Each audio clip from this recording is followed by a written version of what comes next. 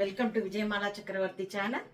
So இன்னைக்கு மாத்வா recipe தான் காமிக்க போகிறேன். ராயர் மட்டத்தில் வந்து இந்த ராகவேந்திரர் ஆராதனை டைமில் ஒரு ஸ்பெஷல் ஹுலிசாருன்னு பண்ணுவா.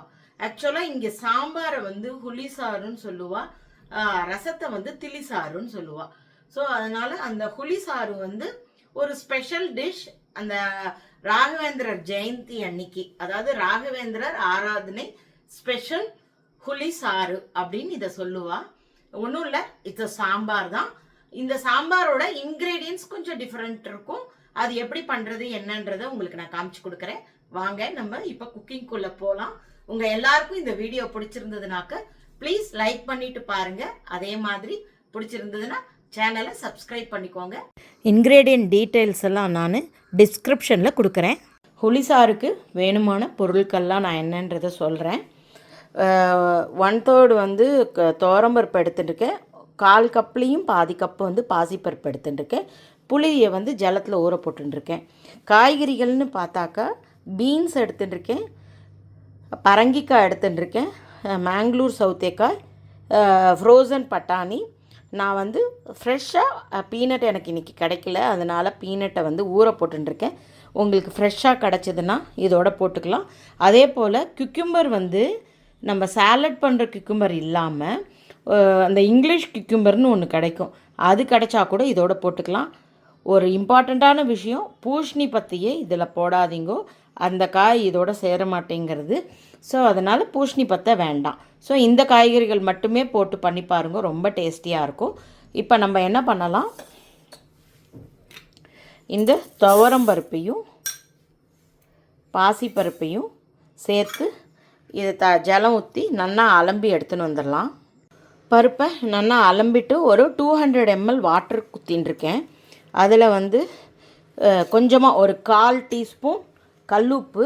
இப்போ இந்த காய்கறிகள் எல்லாமே போட்டுடலாம். அதில் ரொம்ப ஜலம் வைக்காதீங்க. நான் பண்ணுற காய்கறியோட சாமான்கள் எல்லாமே வந்து ஒரு 4 பேர் சாப்பிட்ற மாதிரியான அளவு தான் பண்ணுறேன் நான்.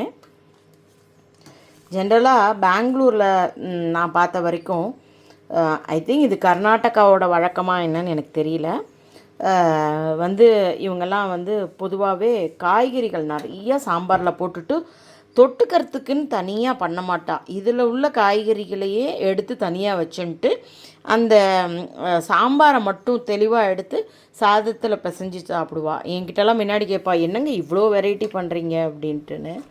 ஸோ இப்போ இந்த வேர்க்கடலையுமே இதை போட்டுக்கலாம்.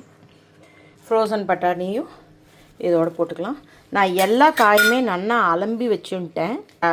பச்சை மிளகாயும் இதோட கீரி போட்டுன்ட்டு இதை நான் வந்து குக்கரில் ஒரு 4லேருந்து 5 சவுண்டு விட்டு எடுத்துக்கிறேன். ஸோ இப்போ குக்கரில் வச்சுட்டேன்.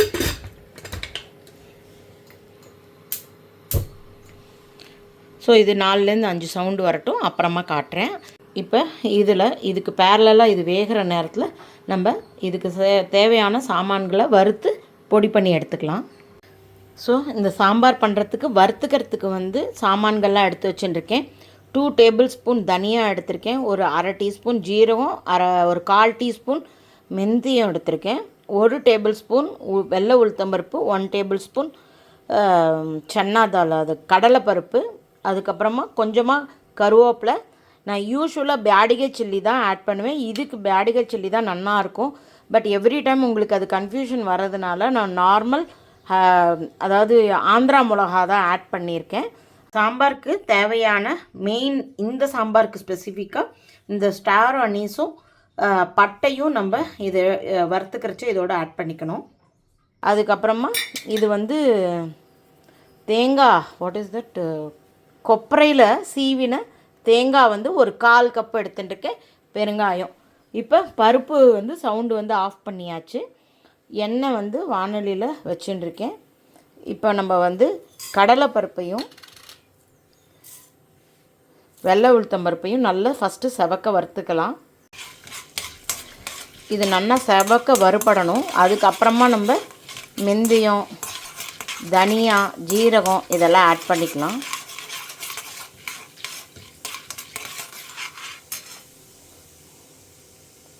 இப்போ லேசாக செவக்க ஆரம்பிச்சுடுத்து நம்ம இப்போ இந்த தனியா, மேத்தி சீட்ஸ், ஜீரா, கருவே சோப்பு, அதுக்கப்புறமா ரெட் சில்லி, காஞ்ச மிளகா எல்லாத்தையுமே வந்து இதோட ஆட் பண்ணிக்கலாம்.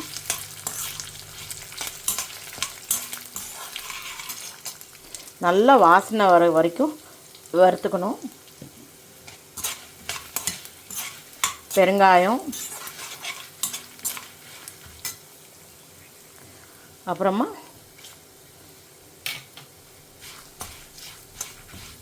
கொப்பரை தேங்காய் சீவினது ஒரு 1/4 கப்பு.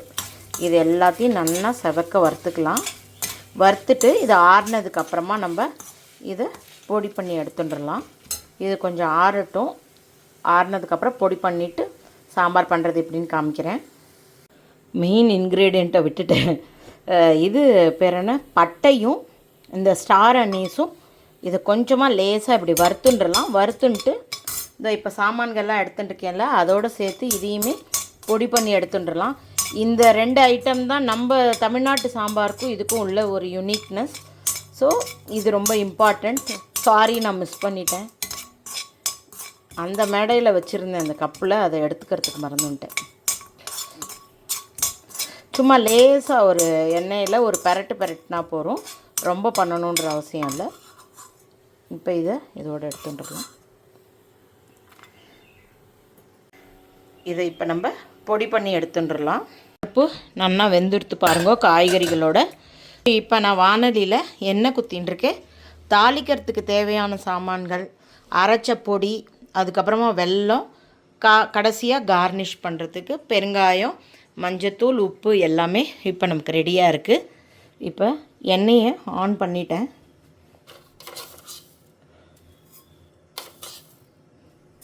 ஒரு டீஸ்பூன் கடுகு, ஒரு 1/2 டீஸ்பூன் ஜீரகம். ஃபஸ்ட்டு இது நல்லா பொரியட்டும். கடுகு பொரிய ஆரம்பிச்சுடுத்து. கொஞ்சோண்டு பெருங்காயம், கருவேப்பிலை, வத்த மிளகாய் இது எல்லாத்தையும் வறுத்துக்கலாம்.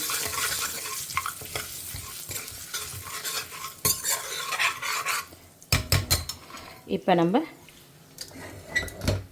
இந்த பருப்பை ஆட் பண்ணிடலாம்.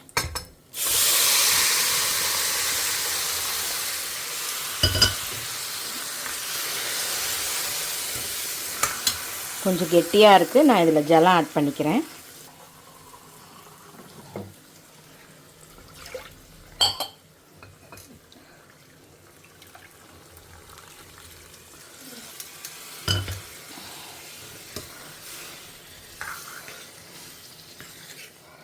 ஸோ நான் காய்க்கு வேணுமான ஜஸ்ட்டு ஒரு 1/4 உப்பு தான் போட்டேன்.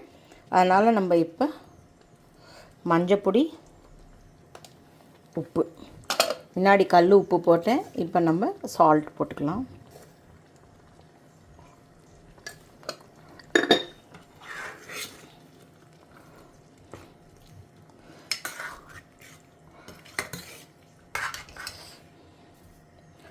இப்போ அரைச்சி வச்ச பொடியை ஆட் பண்ணிடலாம்.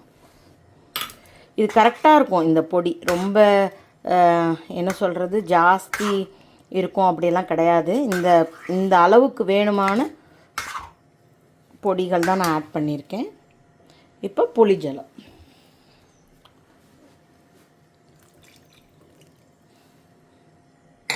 ஸோ புளிஜலம் ஆட் பண்ணிட்டோனாலே கன்சிஸ்டன்சி கரெக்டாகவே வந்துடும் ஓரளவுக்கு. இது சாம்பார் சாதத்தோடையும் நல்லாயிருக்கும்.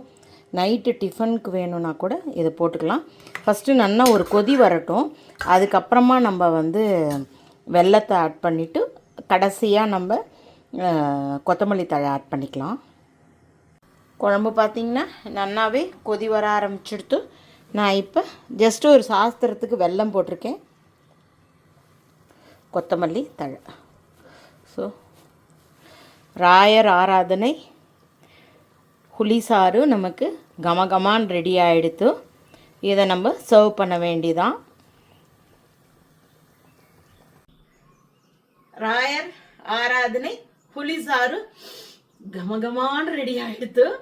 உங்கள் எல்லாருக்கும் இந்த சாம்பார் ரெசிபி ரொம்ப பிடிச்சிருக்குன்னு நான் நம்புகிறேன். நீங்களாமும் தயவுசெய்து ட்ரை பண்ணி பார்த்துட்டு எனக்கு ரிவ்யூஸ் எழுதுங்க. Hope you are all enjoying my video. If you like it, please like and subscribe my channel. Thank you for watching. Bye bye all.